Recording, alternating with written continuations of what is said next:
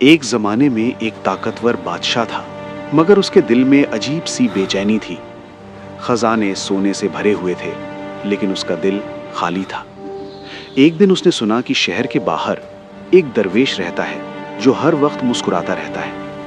بادشاہ خود درویش کے پاس پہنچا اور پوچھا، اے درویش، میرے پاس سب کچھ ہے، پھر بھی مجھے سکون نہیں ملتا، اور تمہارے پاس کچھ بھی نہیں، پھر بھی تم ہر وقت مسکراتے رہتے ہو، آخر کیوں؟ درویش نے زمین سے مٹی کی ایک مٹھی اٹھائی اور کہا، بادشاہ سلامت، تمہارے سارے خزانے اس ایک مٹھی مٹی سے زیادہ نہیں ہیں، کیونکہ آخرکار ان دونوں کو یہی زمین کھا جائے گی۔ بادشاہ خاموش ہو گیا۔ درویش پھر بولا، سکون چیزوں میں نہیں ہوتا، سکون تو اللہ پر بھروسے میں ہوتا ہے۔ بادشاہ کی آنکھوں سے آنسو بہنے لگے۔